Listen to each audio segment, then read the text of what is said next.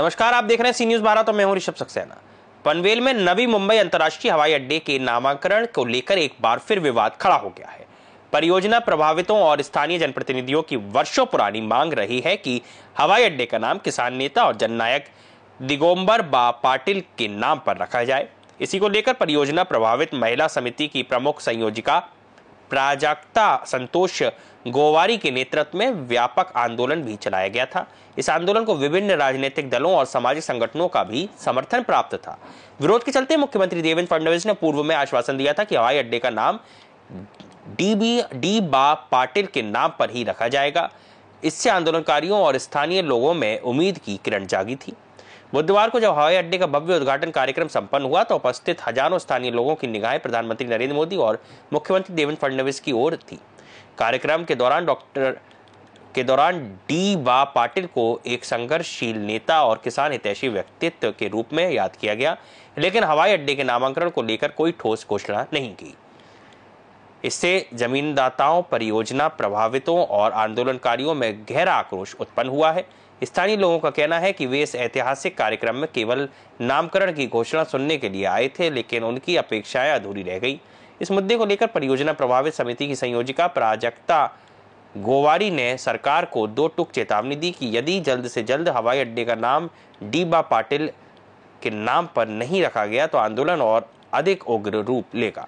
इस आंदोलन के समर्थन देने वालों में प्रमुख रूप से हरिभाऊ महात्रे, शैलेश गोवारी, संतोष गोवारी, रवि पवनेकर जैसे स्थानीय नेता शामिल हैं। समिति ने यह स्पष्ट किया है कि यह केवल नाम का मामला नहीं बल्कि सम्मान और पहचान का विषय है। जिस धरती पर किसानों ने अपनी जमीनें दी, उस धरती पर बनने वाला हवाई अड्डा उनके नेता के नाम से ही होगा। यह अपमानजनक है। यदि ऐसा नहीं होगा तो किसान आंदोलन करेंगे। आज आम्ही कित्येक वर्ष आंदोलन काढतोय, मोर्चे काढतोय, शिडकोवरती गेलो, महानगरपालिकेवर गेलो, प्रत्येक ठिकाणी आम्ही आंदोलन काढली। एवढंच नाही तर सर्व भूमिपुत्र एकत्र येऊन बाळामामा होते ते ठाण्याचे, त्यांचा इथे काही संबंध, त्यांना इथे मतदान पण नाही, पण 2000च्या संख्येने ते गाड्या उपस्थित घेऊन जातोयपर्यंत त्यांनी रॅली काढली। त्यानंतर कुठे फडणवीस साहेबांना वाटलं की खरंच यांची आता शक्ती द्विगुणी झाली आहे, त्यामुळे त्यांनी काय केलं, येत्या 3 तारखेला त्यांनी मीटिंग लावली आणि मीटिंगमध्ये त्यांनी सांगितलं की आता की आमच्या मनात त्यांचा आले आहे की दिबा पाटील साहेबांचं नाव द्यायचं। हे आमचं पंतप्रधानांसोबत पण बोलणं झालं आहे आणि तुमचं पत्र आमच्यापर्यंत पोहोचलं आहे आणि तुम्ही नाव देणार, त्यामुळे तुम्ही जो 27 तारखेला विमानतळावर घेराव घालणार आहात तो तुमचा घेराव तुम्ही स्थगित करा। आणि त्यामुळे त्यांचा आम्ही शब्दाचा मान राखून आम्ही आमचं आंदोलन स्थगित केलं। पण पर्यायाने आमचं सोनेरी सण तुम्हाला दिसलं असेल काय आहे ते, आम्ही आशेने होतो की आमच्या दिबा पाटलांचं कुठेतरी नाव घेतलं जाईल आणि आम्हाला सांगतील तरी निदान की तुमचं पत्रक आमच्यापर्यंत पोहोचलं आहे, आम्ही तुमचं नाव 3 महिन्यांनी जाहीर करतो, तरी आमच्या माझं समाधान झालं असतं। पण आजपर्यंत त्यांनी कुठेच त्यांच्या भाषणामध्ये उल्लेख झाला नाही की लोकनेते दिबा पाटील आंतरराष्ट्रीय विमानतळ असं नाव घोषित करण्यात येईल म्हणून। तर त्याच्यामुळे आमच्या आज नाराजगी निर्माण झाली आहे। आज तुम्ही बघाल तर इथे सर्वात जास्त जो त्याग आहे हा भूमिपुत्रांचा आहे। आज जमिनी गेलेल्या आहेत, या भूमिपुत्रांच्या गेलेल्या आहेत, जमीन आमची गेलेली आहे। त्या दुसरी गोष्ट भूमिपुत्रांच्या जमिनी जात असताना आमची घरे गेली, मासेमारी, शेती व्यवसाय, प्रथम साधनाचे जे व्यवसाय गेले आहेत, आज आमच्याकडे साधनं नाही आहेत, आम्ही कुठून पैसे कमवायचे, हा मोठा प्रश्न आमच्याकडे उपस्थित राहिला आहे। आणि विमानतळाला जेव्हा जागा दिली तेव्हा सिडकोने फक्त आम्हाला 18 महिन्याचं भाडं देण्याचं त्यांनी कबूल केलं, पण 18 महिन्याचं आज 3 वर्ष झाले। 3 वर्षाचं भाडं कोण देणार, आमच्या खिशातून आज भाडा जातो। त्यामुळे तुम्ही सगळ्यांनी या गोष्टीचा विचार करायला पाहिजे की आज भूमिपुत्राला कुठेतरी डावलण्याचा प्रयत्न केला जात आहे आणि आज आम्ही थांबलो नाहीये, तर पुढेही आम्ही आंदोलन करणार आहोत आणि जोपर्यंत दिबा पाटील साहेबांचं नाव लागत नाही तोपर्यंत आम्ही शांत बसणार नाही। आज तुम्ही 4 भिंतीच्या आत ठेवण्यात आला आहे, जो पर्यावरणामध्ये राहायचा, त्याच्यामुळे त्यांची मृत्यूची संख्या जास्त झाली आहे। आज त्यांना स्मशानभूमी ही उपलब्ध नाही आहे आणि खूपच शोकांतिका वाटते की पंतप्रधान हे भारताचे कुठल्या बीजेपीचे किंवा पक्षाचे नेते नसून ते पूर्ण भारताचे नेते आहेत। त्यांनी सर्वांचा विचार करायला पाहिजे होता आणि सगळे आम्ही एवढं उतरतोय की आमचा दिबा पाटील साहेबांचं तुम्ही नाव द्या, तर तुम्ही नाव द्यायला पाहिजे होता, तो नाव तुम्ही दिला नाही। काल तुम्ही गोव्याच्या विमानतळाला मनोहर शेठ यांचं नाव दिलं, मग आमचं नाव का तुम्ही डावळलं? आता पुढची भूमिका निषेध करण्यात येतोय की या ठिकाणी सेक्टर 17 कामोठे येथे बॅनरवरती दिवा पाटलांचं नाव नसलेलं बॅनर इथे छापण्यात आलेलं काय आहे, काय स्पष्टीकरण, काय पाहण्यात आलेलं आणि कोणत्या प्रकारचं पोस्टर लावण्यात आलं होतं? बघा, कालच उद्घाटन झालं आणि सांगितलं होतं की दिवा पाटील साहेबांचं नाव लावण्यात येणार आहे, पण आज तुम्ही बघाल महानगरपालिकेने जिथे जिथे बॅनर लावले, आज आमच्या इथे कामोठ्यात सेक्टर 17ला जो बॅनर लावला होता त्यांना समजलं की आम्ही आज इथे येतोय लाईव्ह देण्यासाठी, त्यामुळे त्यांनी सकाळीच बॅनर काढून टाकला.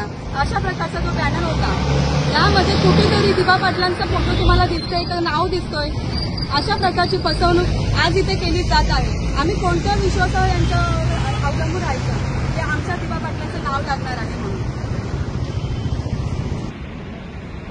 जर दिवा पाटलांचं नाव देण्यात नाही आलं तर तुमची भूमिका, पुढची भूमिका कशी असणार आहे? तुमचं नाव सांगा आणि तुमची समिती आहे का काय? एक महिला म्हणून आम्ही सगळ्याजणी रस्त्यावर. नमस्कार, मी प्राजक्ता संतोष नवारी, पनवेल तालुका प्रकल्प समिती प्रमुख महिला संघटना.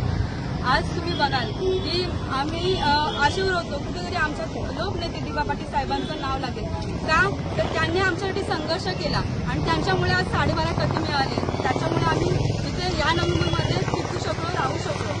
आणि आज तुम्ही बघाल पंतप्रधान आणि मुख्यमंत्र्यांनी कुठेच तुम्हाला नाव घेताना इथे दिसत नाही. ही खूप मोठी शोकांतिका आहे आम्हाला असं वाटतं. आणि तुम्हाला सांगते, आम्ही आजपर्यंत गप्पा बसलो नाही, फक्त मुख्यमंत्री आणि पंतप्रधान यांचा मान राखावा यासाठी आम्ही आंदोलन स्थगित केलं होतं. पण आम्ही आता जन आक्रोश करणार, आम्ही सर्व महिला एकत्र येऊन रस्त्यावर उतरणार. जोपर्यंत न्याय मिळत नाही तोपर्यंत आम्ही विमान उडून देणार नाही. जमीन आमची, दिवा पाटलाची जेव्हा आम्ही खात आहोत आणि आता दिवा पाटलाचं नाव नाही तिथं आम्ही करायचं काय? आंदोलन करून ज्याने आम्ही जा मोर्चाला, जा इथं, जा तिथं, काय करायचं आमच्यासाठी? दिवा पाटलांचं नाव नाही तिथं, मग तिथे काय आमचा तिथे जाऊन उपयोग आहे? नमस्कार, पनवेल तालुका प्रकल्प समितीचा सदस्य मी आहे. काल पंतप्रधान येऊन विमानतळाचं उद्घाटन केलेलं आहे. या उद्घाटनामध्ये ज्या लोकांची जमीन गेली त्या विमानतळासाठी त्यांचा एकही उल्लेख केलेला नाही. त्याने आपल्या पोटाच्या पाण्याच्या जी व्यवस्था होती, शेती, ती आपल्या देशासाठी समर्पित केलेली आहे. आणि असा त्याग केलेल्या शेतकऱ्यांचा नाव लिस्ट सुद्धा या लोकांनी घेतलेला नाही. कुठल्याही मंत्र्यांचा, पहिल्या मंत्र्याने एक उपमुख्यमंत्री अजित पवारांनी भाषण केला, त्याच्यानंतर उपमुख्यमंत्री एकनाथ शिंदेने भाषण केला, त्याच्यानंतर उड्डयन मंत्र्यांनी भाषण केला, त्याच्यानंतर पंतप्रधान साहेबांनी भाषण केला.